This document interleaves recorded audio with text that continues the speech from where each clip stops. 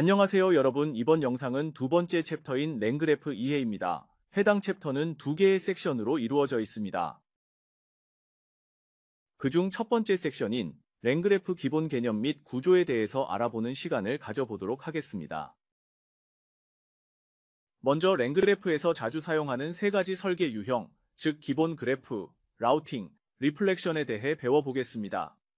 이 세 가지를 이해하면 다양한 에이전트를 자유롭게 설계하고 확장할 수 있습니다. 첫 번째로 기본 그래프입니다.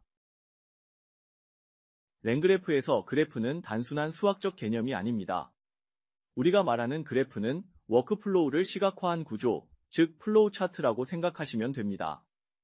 어떤 일의 흐름을 설계한 도식이 바로 그래프입니다. 그래서 그래프를 그린다는 건 곧 에이전트의 행동 설계를 플로우 차트처럼 시각화한다는 의미입니다. 그래프를 구성하는 핵심 단위는 바로 노드입니다. 노드는 어떤 작업을 실행하는 단위이며 보통 하나의 함수로 구현됩니다. 단, 모든 함수가 노드는 아니지만 노드는 항상 함수입니다. 각 노드는 다음과 같은 입력, 처리, 출력 구조를 가집니다. 여기서 한 가지 꼭 기억해야 한다면 그래프는 항상 시작과 끝이 있어야 한다는 것입니다. 다음으로 라우팅입니다. 라우팅은 한 노드에서 여러 방향으로 분기되는 흐름을 의미합니다. 예를 들어 하나의 입력이 들어오면 조건에 따라 노드 B로 갈 수도 있고 노드 C로 갈 수도 있는 구조입니다. 이때 중요한 개념이 바로 조건부 엣지입니다. 조건부 엣지는 다음 노드로 이동하기 전에 조건을 평가하고 그 결과에 따라 다른 방향으로 흐름을 제어합니다. 이런 조건부 흐름은 랭그래프의 유연함을 잘 보여주는 예시입니다. 마지막으로 리플렉션은 말 그대로 다시 생각해봐 라는 뜻입니다. 예를 들어 GPT가 답변을 생성했는데 이 답 괜찮은가? 좀 더 생각해봐야 하지 않을까? 이렇게 자기 점검 과정을 거치도록 만들 수 있습니다. 리플렉션은 일반적으로 다음 요소들을 포함합니다. 결과가 만족스러운가? 아니라면 다시 이전 노드 또는 처음으로 돌아가도록 한다. 즉, 라우팅이 if, else라면 리플렉션은 while, for 같은 반복 구조입니다. 자, 그럼 이제 그래프 구조를 만들 건데 절차가 처음에 스테이트를 정의하고 주고받을 데이터의 틀을 정의하고 노드를 만들고 그래프를 세팅하는데 세팅한다는 얘기가 엣지를 지정하는 겁니다. 어떤 함수가 어떤 노드가 어디로 가고 컨디션, SG 이런 것들을 지정하고 컴파일도 한 후 실행을 그래프로 사용하게 됩니다. 랭그래프의 첫 번째 구성 요소, 바로 스테이트에 대해 배워보겠습니다. 랭그래프에서 그래프를 구성할 때 노드 간에 주고받는 데이터가 필요합니다. 이 데이터를 담는 구조가 바로 스테이트입니다. 화면 오른쪽 아래 그림을 보시면 우리가 그릴 첫 번째 그래프는 아주 단순합니다. 사용자가 어떤 데이터를 입력하면 하나의 노드가 그걸 처리하고 결과를 출력하는 구조입니다. 여기서 주고받는 모든 데이터는 스테이트라는 형태로 전달됩니다. 스테이트는 말 그대로 상태 정보를 담는 객체입니다. 즉, 그래프에서 입력으로 전달되고 노드가 그것을 처리하고 다시 업데이트된 상태로 출력되는 정보 덩어리입니다.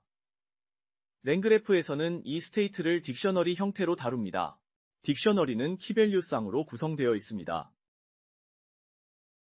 랭그래프에서는 단순한 딕셔너리가 아니라 입력되는 키와 밸류의 타입을 명확히 지정할 수 있도록 타입딕트라는 클래스를 사용합니다. 여기서 타입딕트는 이 딕셔너리에 뭐가 들어가는지 미리 정의해두는 틀이라고 생각하면 좋습니다. 슬라이드 왼쪽 하단을 함께 보겠습니다. 이건 파이썬에서 타입 기반 딕셔너리를 정의하기 위한 모듈입니다. 핵심은 이 부분입니다. 여기서 스테이트는 클래스 이름일 뿐입니다. 꼭 스테이트라는 이름을 써야 하는 건 아닙니다. 마이데이터나 인풋인포도 가능합니다. 그리고 이 클래스에는 두 개의 항목이 있습니다. 문자열인 텍스트와 정수값인 엑스트라 필드가 있습니다. 이걸 선언해두면 이후 그래프를 실행할 때 노드들이 이 구조를 기준으로 스테이트를 주고받게 됩니다. 우리는 그래프에서 많은 노드를 연결할 겁니다. 그때 스테이트 구조가 바뀌면 문제가 생기겠죠? 그래서 스테이트의 구조를 명확히 강제해주는 게 중요합니다. 그래서 우리는 타입 딕트를 통해 그래프 전체의 안정성을 높일 수 있는 것입니다. 그래프의 두 번째 단계, 바로 노드 정의하기입니다. 이전 슬라이드들에서 우리는 스테이트, 즉 노드 간에 주고받는 정보 구조를 배웠습니다. 이번에는 그 스테이트를 가지고 어떤 작업을 처리하는 노드를 만들어 보겠습니다. 랭그래프에서 노드는 단순히 파이썬 함수입니다. 우리가 알고 있는 일반적인 DEF로 정의된 그 함수 맞습니다. 이 함수는 다음 조건을 충족해야 합니다. 즉, 상태를 입력받아 상태를 출력하는 하나의 작업 단위가 바로 노드입니다. 슬라이드 왼쪽 하단의 예제 코드를 함께 보겠습니다. 조금 더 자세하게 보기 위해 한 줄씩 보겠습니다. 해당 박스 안에 있는 코드는 node1이라는 이름의 함수를 정의합니다. state는 우리가 앞에서 정의했던 타입 딕트 형태의 상태입니다. 즉, 입력으로는 텍스트, 엑스트라 필드 같은 키를 가진 딕셔너리가 들어옵니다. 이 함수는 기존의 state에서 텍스트 값을 꺼낸 뒤 그 뒤에 텍스트 추가됨이라는 문자열을 붙여줍니다. 엑스트라 필드는 아예 새로운 값 10으로 설정해줍니다. 이 반환값 또한 스테이트 구조와 동일한 딕셔너리 형태입니다. 여기서 중요한 사항은 노드는 반드시 상태를 그대로 리턴하거나 일부를 업데이트해서 리턴해야 합니다. 다음으로 앞서 정의한 스테이트와 노드를 활용해서 드디어 랭그래프를 실제로 구성해 보겠습니다.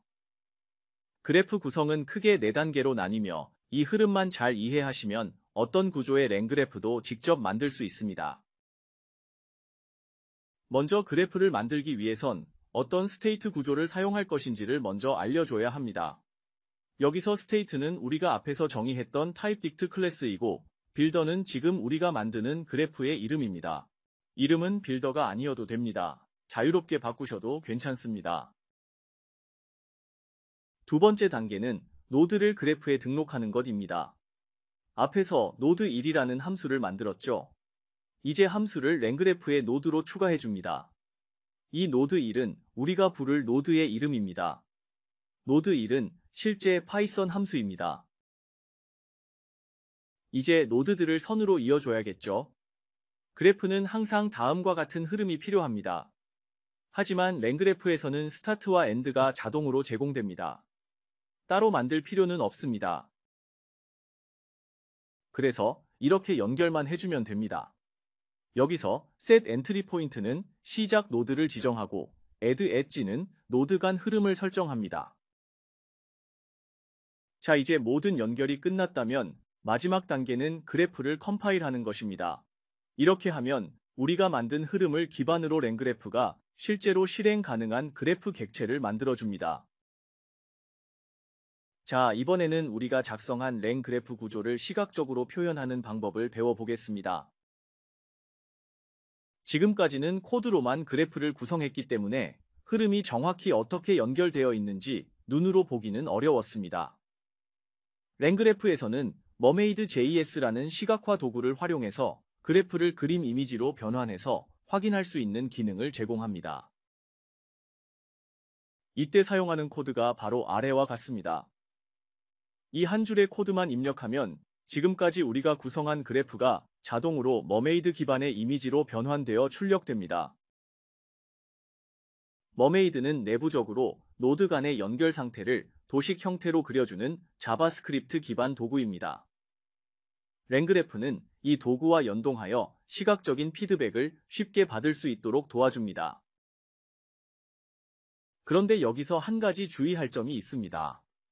이 이미지는 내 컴퓨터에서 바로 생성되는 게 아니라 외부의 머메이드 이미지 생성 서버에 요청을 보내는 방식으로 동작합니다.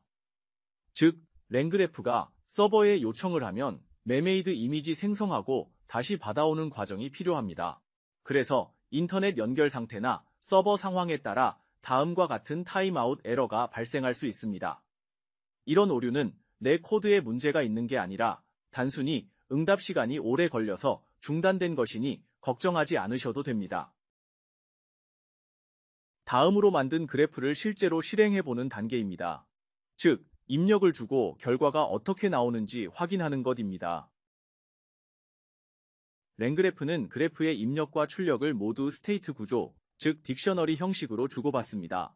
이렇게 텍스트라는 키에 안녕이라는 값을 담아서 그래프를 실행합니다. 그럼 이 입력 값은 어떻게 처리될까요? 먼저 이 값은 우리가 앞에서 정의한 노드 함수로 전달됩니다. 노드 함수는 이 값을 내부 로직에 따라 처리하고 결과를 다시 스테이트 구조로 반환하게 됩니다.